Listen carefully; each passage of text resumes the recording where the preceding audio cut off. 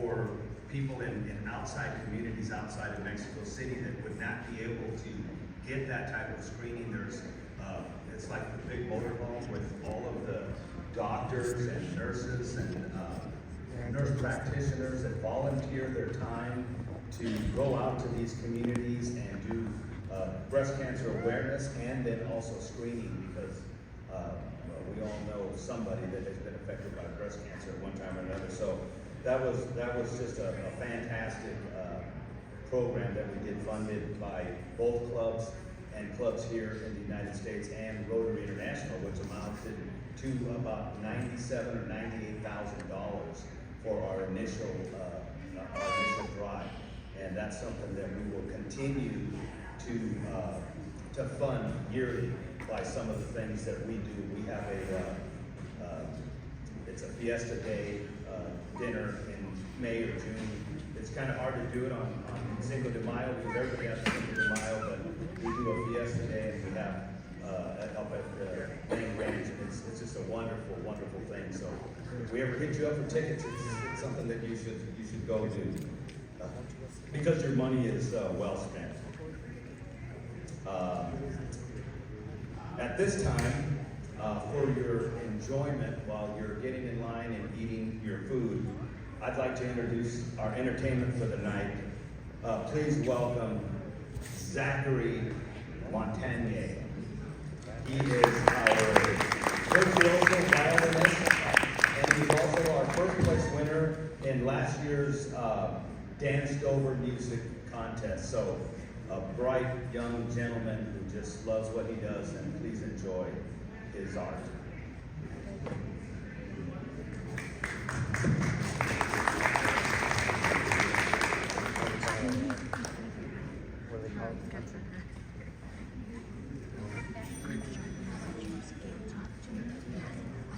Amanda.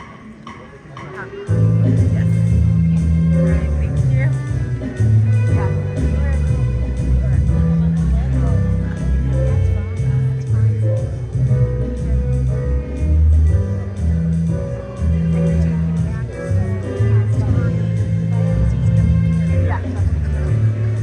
Thank you. No, thank you.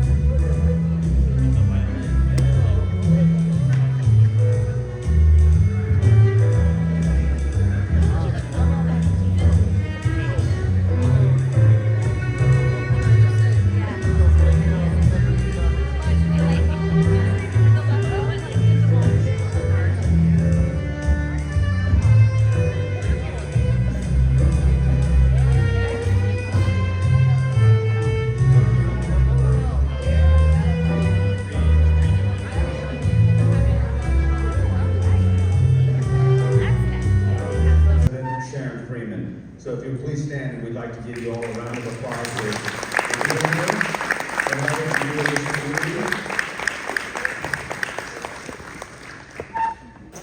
Also, we are going to give out a scholarship, which Marguerite Height has been very, very good every year in supplying a scholarship to a person of the community to help in their endeavors in school. Also, Charlene is a big contributor to that as well. And we have two recipients. One was named by Marguerite, and her name is Sophia Matute. And she will be attending nursing college, but she was not able to make it tonight because it was her mom's birthday, and I think she needed to be with her mom more than she needed to be here with us. But I know she is very, very appreciative because Marguerite has told me. The next one is a student in environmental engineering, and his name is Hudson Warner. So I know Hudson's here, so if you don't mind coming up to the stage, I'd like to present you with your scholarship.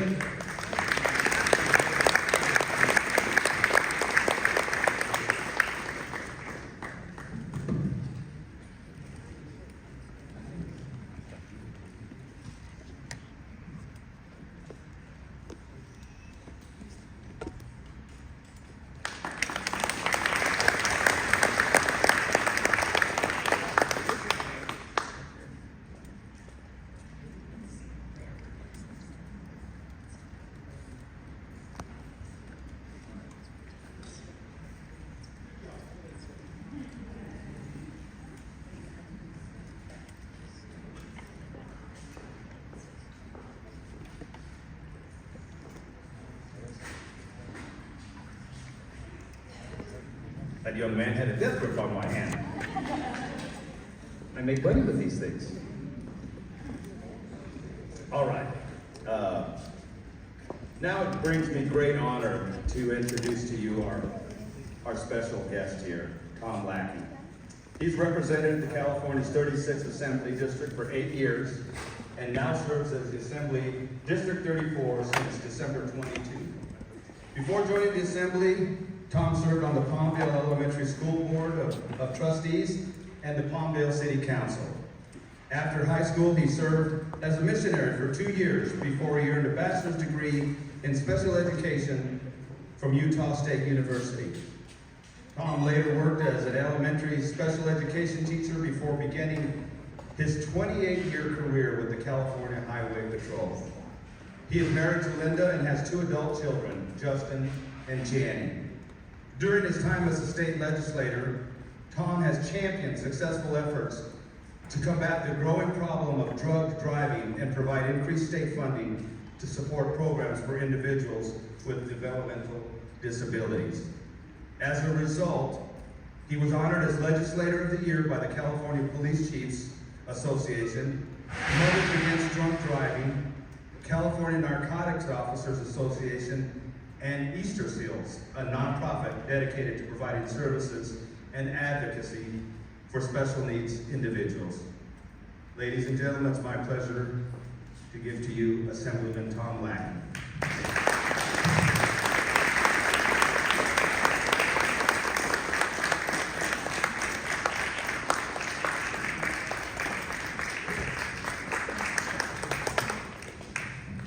Thank you, everybody.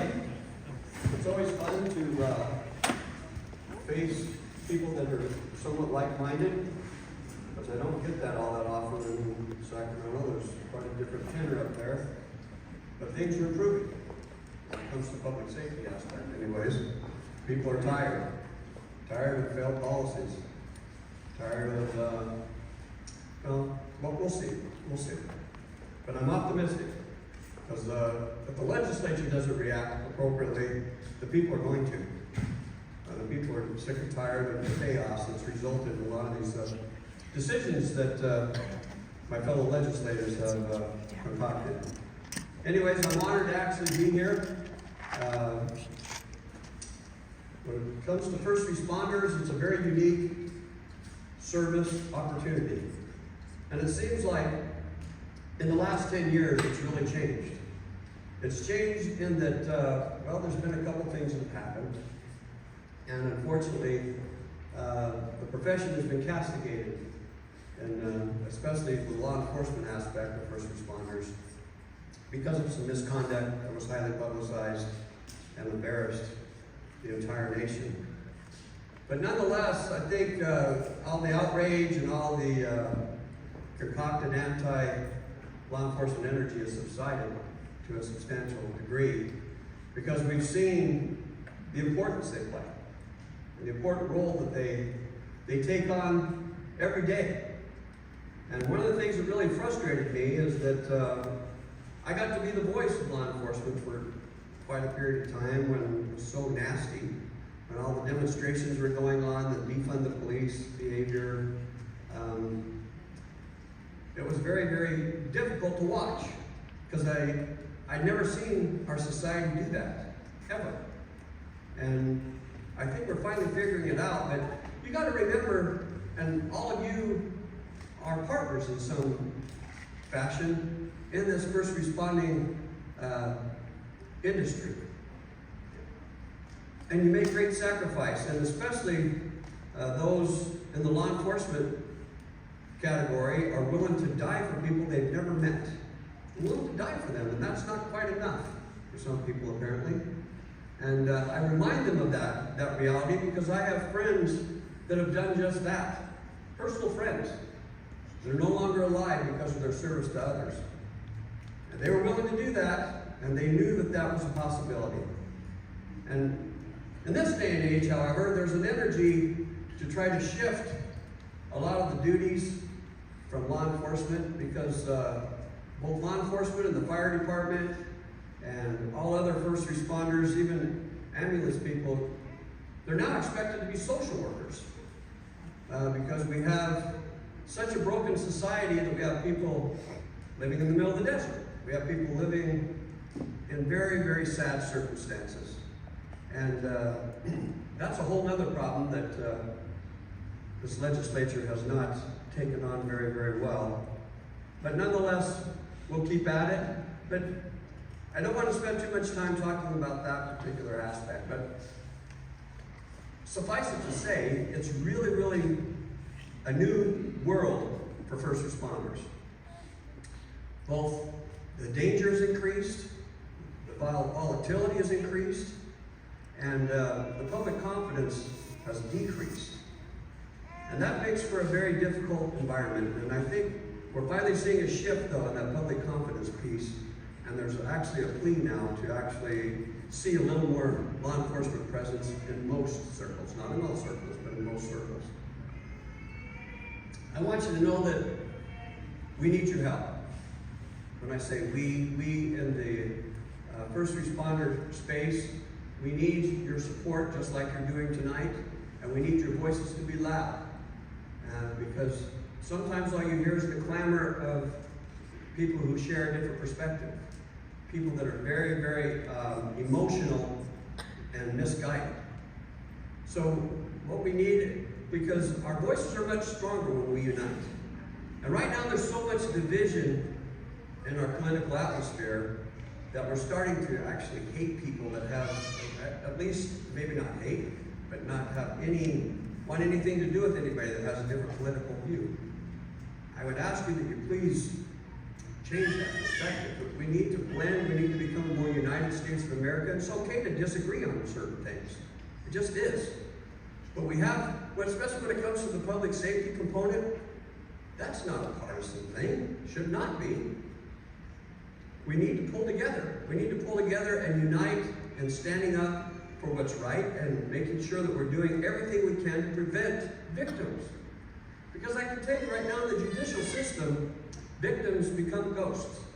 And the focus becomes entirely on the accused offender, and there are certain energies that want to relax any kind of penalty. Because they feel like penalties, and they have been, because some of the penalties have been too strong. But in many cases, not strong enough. And rehabilitation is an important goal, and we need to do everything we can to rehabilitate those who offend, but they still need to be able to express remorse and a change of heart. And once they do that, we welcome them. But if they do not, we need to make sure that they're sent a message of intolerance, that it's not okay to create victims. It's not okay to prey on people. It's not okay to steal. It's not okay to do all these things that stand against our moral code and our public safety atmosphere. So I want you to know I've got some legislation. I'm not going to tell you how great I am, because I'm not that great. But what I am is a person that will stand strong in what I believe in. And I've had strong influencers in my life. And I'm thankful for them. And I feel like I do them a disservice if I don't stand up for what's right. And sometimes, and some of these policies are a bit blurry, but when it comes to public safety, it's usually pretty clear what needs to be done and what needs to not be done. And I'm very proud to say that in the last 10 years, no one expected me to last in the legislature that long, including me. But I've been given a gift, and that gift is to represent. And that gift is to stand up for what I believe is right. And the reason why I believe it's right is because I've lived a lot. I've seen tragedy. I've seen needless tragedy. And I want to do everything I can to prevent that. And that's what we should be doing collectively as a society, is preventing. But not being afraid to address misconduct either. And not to pull back and to empower the people who are preying on others. Let's not do that. Let's make sure that we stand strong and that we support those who are willing to respond to these circumstances, to restore order, and to bring remedy to tragedy. You would think that that would never be controversial, but it has become that. And I'm not going to get too political, but I will tell you this. Prop 47 was misguided. Prop 47 was well intended because at that particular moment, there were some things that were heavy-handed. There were some things that were unfair, but not to the degree that Prop 47 addressed. It was way too much, and now it must be fixed. And I'm telling you, all you have to do is go to any supermarket and see that who's being punished. It ain't those who are stealing. It's those who are just trying to buy a simple product because now it's locked up. You can't blame the vendor, you can't blame retail, because they're just trying to protect their investment. We got to figure this out, everybody. So I ask you to please pay attention. When it's time to vote, pay attention. And at the very least, vote. You'd be surprised, the apathy right now that's going on is so hurtful. It's terrible. The voter turnout so far is way behind projections. And I know it. What it is people are tired. People are tired and feeling very, very much ignored. But we need you to get engaged. Because every one of your votes, remember this, there are people, veterans, who aren't with us anymore, that gave their very lives so that we could vote, so that we could have this privilege. But yet, we're too busy. Please don't take that attitude. Please engage. Figure it out. Even if you don't vote for every office, that's okay. But please cast your vote and figure out those very critical offices, those that have influence, because leadership really does matter. I'm very, very thankful, and I never thought in 1,000 years, folks, I'm from Boron, most of you know that. I'm from a town smaller than Rosemont.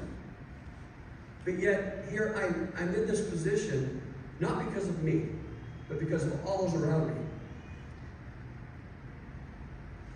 I don't want to let them down. So, let's pull together and figure this out. We can do this, and I don't care if you're a Democrat, I don't care if you're a Republican, because you're an American. And that's what we need to become more focused on. Because it's only real if we make it real. And I'm telling you, we've got work to do.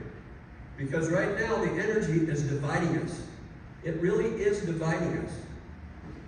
Push back. Push back and be one of the healers.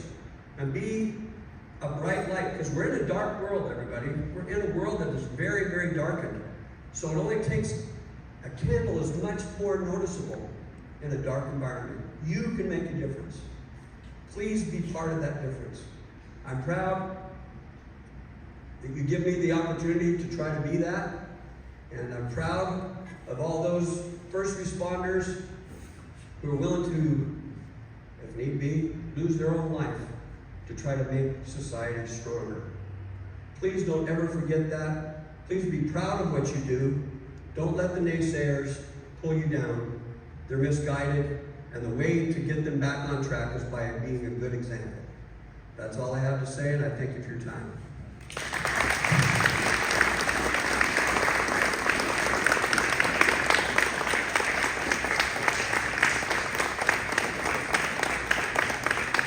Thank you again, Assemblyman Tom Lackey. Well, he's very passionate. He just gave you the blueprint of what we can do as individuals to help right this ship. So take to heart what he has said to you in his district, and go out and vote. It's a right that we have, and that we have to keep doing. So at this time, we are going to honor the various groups here in the community with a plaque, and Assemblyman Lackey has something to give as well. So first up would be the California Highway Patrol, number 830 in the Mojave area. Tonight we have Sergeant Antonio Aguilar, I believe, here, and Senior Volunteer Administrator Victor Yaw. If you would, just please come up to the podium. And,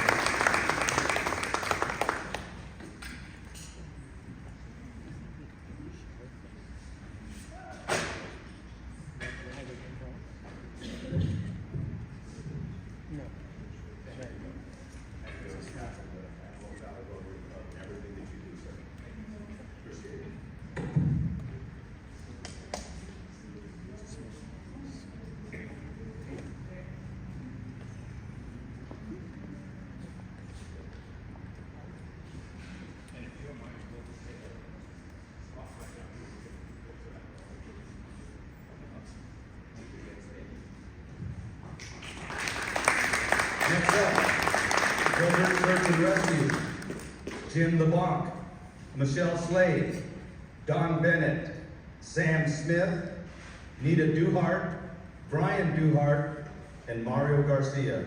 If you're here in attendance, please make your way up here.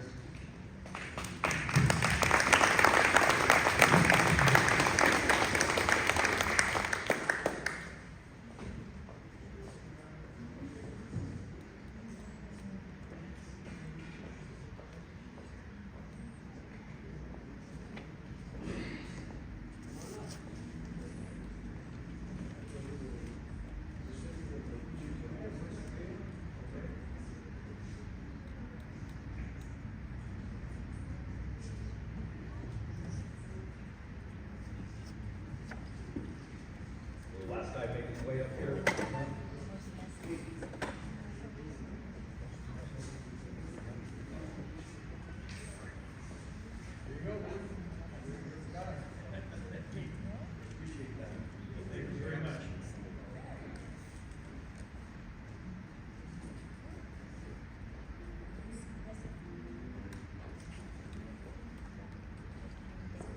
Thank you all for your service. Much appreciated.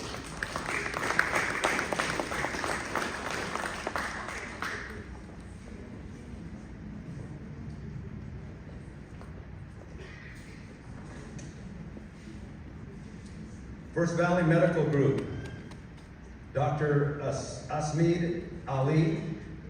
I don't know if he's in attendance tonight. Charlene was the doctor here tonight? Or do we have somebody representing him? First Valley Medical Group?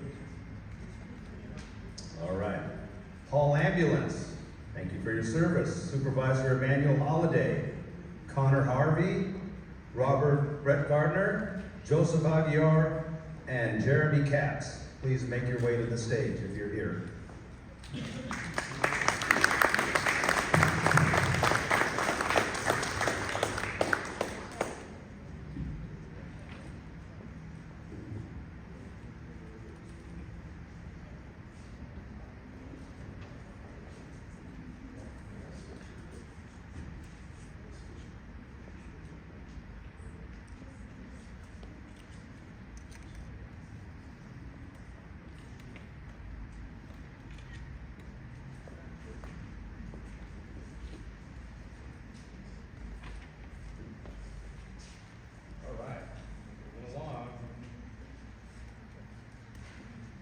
Kern County Fire Station, number 15, Rosemont. Captain Christopher Schilling, Captain Ryan Fox, Engineer Daryl Buchanan, Engineer Logan Holmes, and Firefighter Bryce Yoakum. All those in attendance, please make your way up here.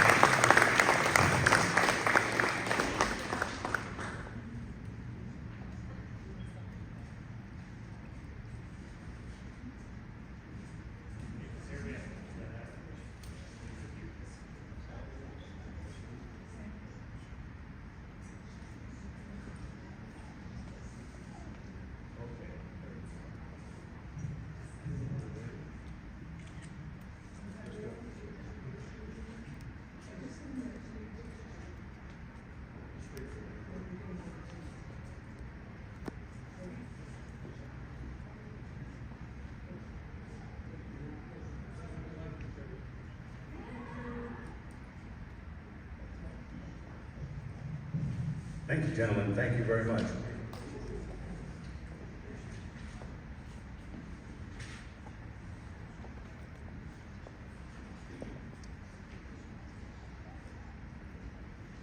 And last but not least, Kern County Sheriff Department, Mojave Substation. Sergeant Rodney Jones, Deputy Christopher Struns, and anybody else that is in attendance, please make your way up to the stage.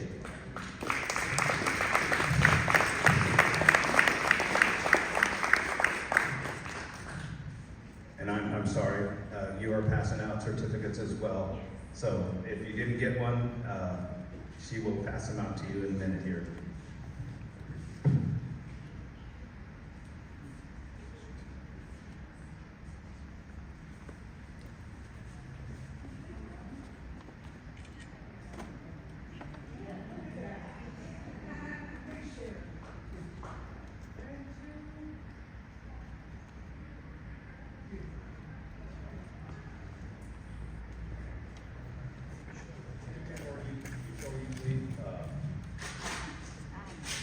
have earlier the Sheriff Appreciation Program. We want to announce the Deputy of the Year. The Mojave Substation has continued that tradition, and now we ask Sergeant Rodney Jones to announce the Kern County Sheriff and recipient for Officer of the Year 2023. And if you'd like to speak.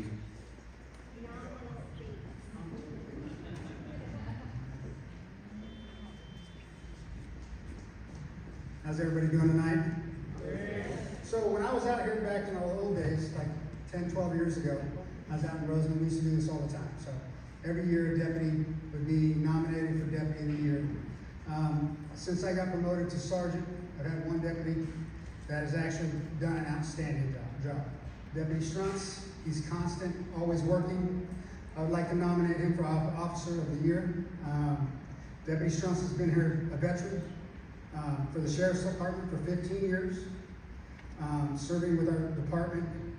Prior to that, he was with the United States Army as a military police officer for 5 years. He was deployed in Bosnia and Panama during his service with the Army.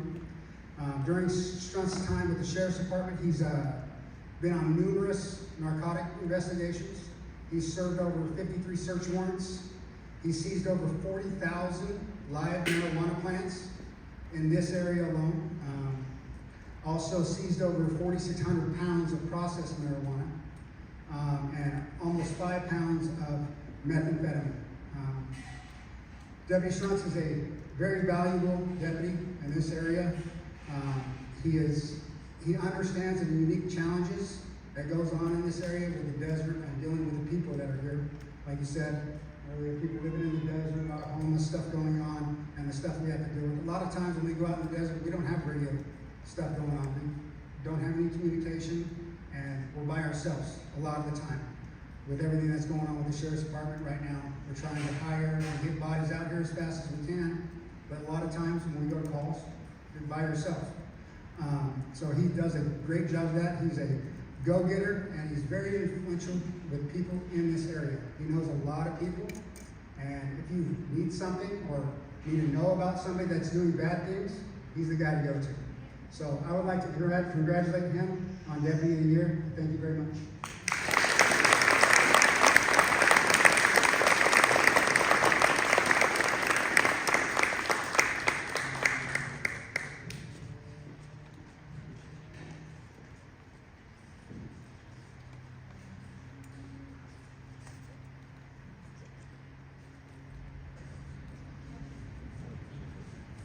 Thank you. Now, if you guys will just get down here, we'll take one final group picture of everybody before we move on to the next portion of our program.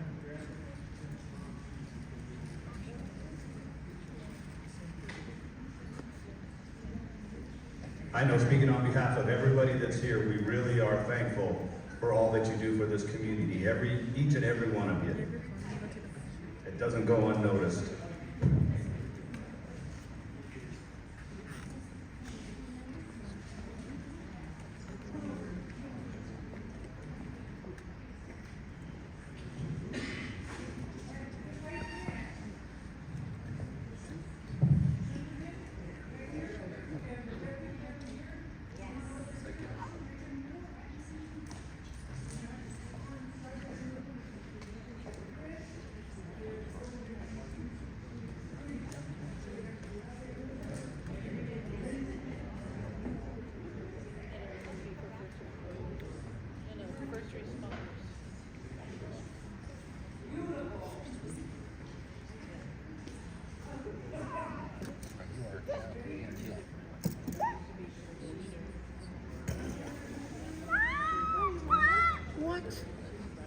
Every year a deputy would be nominated for Deputy of the Year.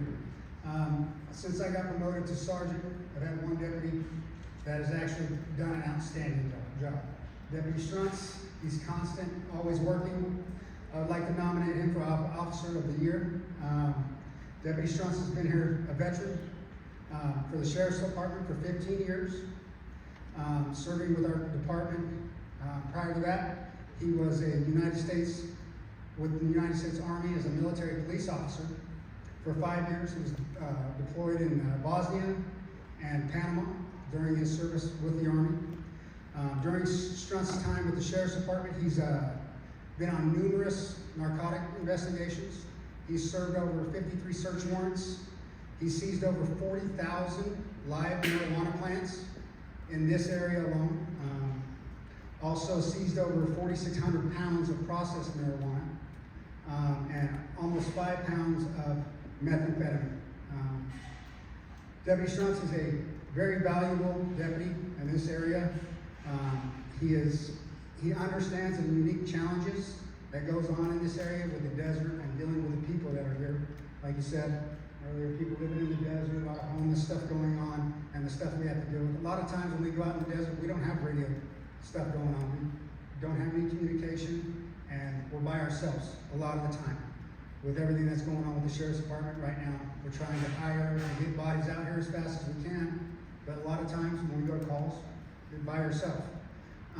So he does a great job of that. He's a go-getter, and he's very influential with people in this area. He knows a lot of people, and if you need something or need to know about somebody that's doing bad things, he's the guy to go to. So I would like to congratulate him on Deputy of the Year. Thank you very much.